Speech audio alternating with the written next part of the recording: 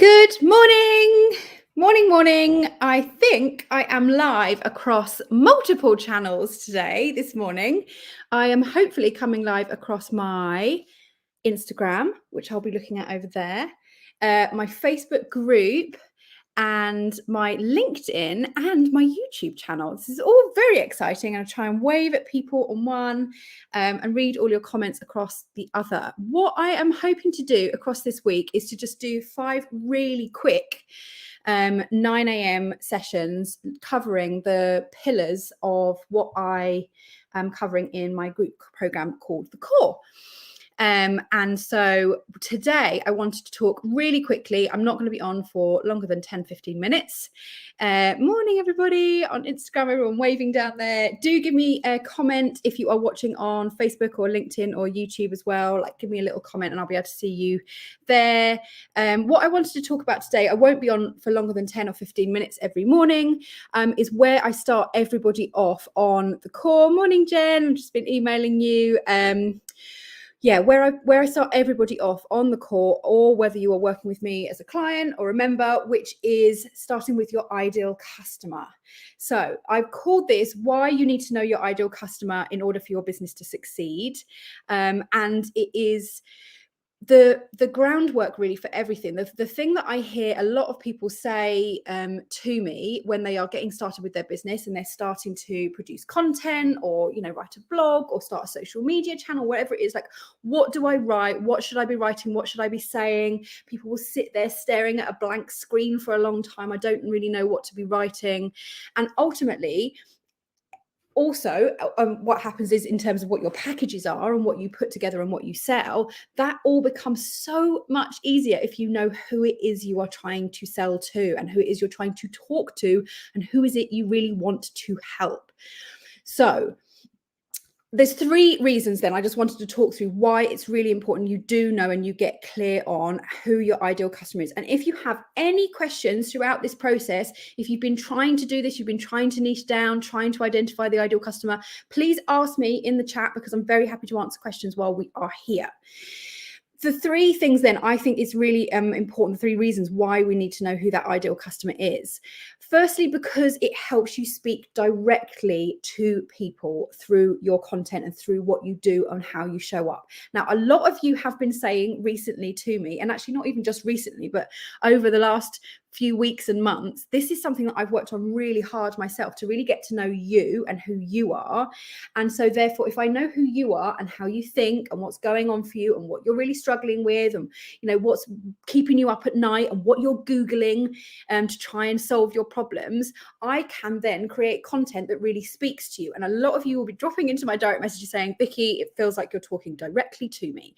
That is what I want for you and your content. So I don't want your content to be bland and vanilla and to just blend in with everybody else's health advice, be a bit generic, be a bit general, and you're going to be someone then that is easily scrolled past and forgotten.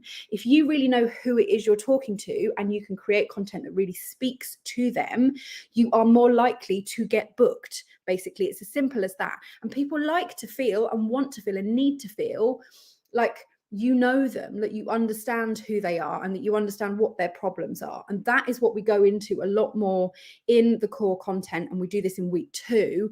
We really look and go deep and get a really big description of who is this person, what are they struggling with, where are they at right now, how are they thinking, what do they believe, and where would they like to get to instead. Because ultimately, knowing those 2 things is what's going to help us communicate and create content. So there shouldn't ever be a point where you're just thinking, I don't know what to create anymore. I don't know what to write. I don't know what to say. I think, and I know when I wake up every morning and think I know exactly who my ideal customer is, I know exactly what you need to hear from me. I've got hundreds of ideas of things. And so I have to actually batch create it or hold myself back from just saying it all at once. And so that's how it should feel for you. So if you are feeling confused and like you don't know what to say and you don't know where to begin with it, trust me, there's a lot of other mind blocks that come up with that as well, and something that we do tackle on the group course, because I know there's other stories that go on when you're creating content or putting things out there. But ultimately, if you can wake up and know who that person is, then that content should really become quite free flowing. Secondly, and I think I've touched on this a little bit, knowing who your ideal customer is really helps you get found and helps you stand out. So what we do when we're looking at the core is we start here with the ideal customer, because like I say, I think everything flows from there. But one of the things we do as part of the course, and actually I've just been direct messaging someone about exactly this, saying, will we go into detail about website building? Yes, we will. And I'm going to be covering that later in the week when I'm going to chat to you as well. But if you design a website, if you put a website together, and I know how much effort that takes, if you put a website together, you want it to get found. You don't want to put all that effort and time into it and create all this, lovely pages and information and then find that nobody is visiting it. If you know who your ideal customer is and you know what kind of things they're looking for and where they're hanging out online and where they're searching, then you are more likely to get found, because if you know who they are, you know where to show up. So again, a lot of people will say to me, marketing wise, I don't know where to go. I don't know what I should be doing. I hear lots of information. Should I be in the press? Should I be hanging out on Twitter? Should I be doing a clubhouse room? Should I be, going to speak at networking event? Like, what should I be doing? If you know who your ideal customer is, those questions become much easier to answer, because it's a question of where are they hanging out? What are they doing? Where do you want to be seen? Who do you want to be seen by? And again, like for me, it's not enough to say, oh, just anyone. Like literally, I'll just take anyone that will pay me right now, because that means you're going to be spread way too thin, and it means then you're not being found by anybody, or you're not standing out to anybody. And that standing out piece is really important. I think all of us know the online world is busy, isn't it? We consume a lot of information. I've been writing about this in my book, but this idea that actually it was an old concept, a 1930s concept, that we need to see information 7 times before we're ready to buy. We're living in the modern age now. Like, we say so much information. It's not just the TV, or it's not just billboards anymore. We consume so much information. We need to stand out. We need to make people stop. And so the way to do that is to really speak directly to them and get them to stop and read and consume what it is that you're putting out there, rather than something that they can easily scroll past. So if you become that name that people really know, they then will tune in more to you and are more likely to engage with you, build that know, like, and trust with you, if you know who it is you're speaking to and you're creating content for them. And finally, then, I also wanted to say final reason I want to talk about in terms of knowing your ideal customer, why it's so important, is because it can help you design packages and offers and things to sell those people that they absolutely can't resist, that really answer their questions and their pain points and their problems. And this is something that I hadn't really realized was such a big problem until I did my quiz.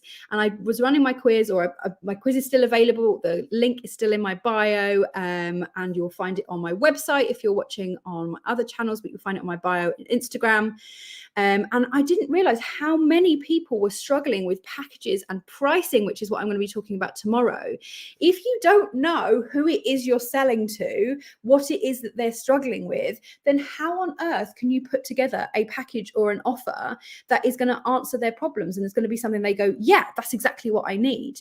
So if you do it the other way round, kind of backwards, and you're trying to put together the perfect package, the perfect offer, the perfect price that you think it should be, or maybe you've looked around at what other people are doing, and we'll talk more about this tomorrow, then you're doing it from the wrong direction. You need to be thinking about, who is the person that I want to help, and what is it that they need from me in order to get the result that they want, to reduce their symptoms, to feel the way that they want to feel, to get the outcomes that they want to get, whatever that might be in the area of health for you.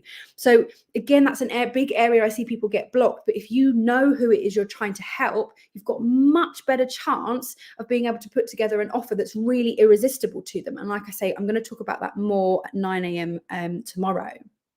So those are my 3 key reasons. And this is why I start this off. We start in the core looking at your goals and your vision for your business, because that is really important. But the following week, we go on to this work. And I've got a specific way of doing this, identifying your ideal customer, really getting to know them. I'm less interested in the old demographics, the age, or what education level they had and all that stuff. Like, it's vaguely interesting, but it doesn't actually help me create content. If you sat down and said, I need to write a piece of content that someone that is, university educated and has, I don't know, Eat, Pray, Love on their bedside table, that's not really helping me create content right now. So actually what we need to do is go a bit deeper than that. And that is what we do in week 2 on the call. We get really specific about who is this person, what is going on for them, what are they thinking and believing, and then how can I show up to engage them, to start talking directly to them so they remember me and they know that I'm the expert that's going to be able to help them. So those are the 3 reasons then why you need to get to know your ideal customer. Firstly, because it helps you speak directly to them, and that is going to get them to stop and engage and talk to you. We will talk more about why that is important on Wednesday when we talk about selling. Secondly, because it helps you get found and it helps you stand out from the crowd, and that's what we all need to not just become vanilla and disappear in amongst everybody else that's out there at the moment. And thirdly, because it helps you design packages and offers and things to sell them to help them get the results they want, that they actually just can't resist. So I haven't had any questions come in on any of the channels at the moment. I'm hoping all of this is working on my fancy channel over there. Let me know, anybody on Instagram, if you've got any questions, or if you're watching on the replay, please do just drop me a comment and I will come back and reply to you. I'm going to leave it there and head off to another call, but I will be back here again 9 a.m. tomorrow, and we're going to be talking about that piece that I touched on there, the packaging and the pricing. How do we do that? How do we put together a package and an offer and attach a price to it that makes people go, oh yes please, I'd like to buy that, rather than, oh, I'll take it or leave it, thanks very much. And I think that's going to be really interesting to a lot of you. I've already had a few direct messages, conversations with people saying that's going to be a really juicy one. So like I say, if you've got any questions on this, hit me up in the direct messages or leave me a comment and I will get back to you, and I will see you again tomorrow 9 a.m. See you then. Bye.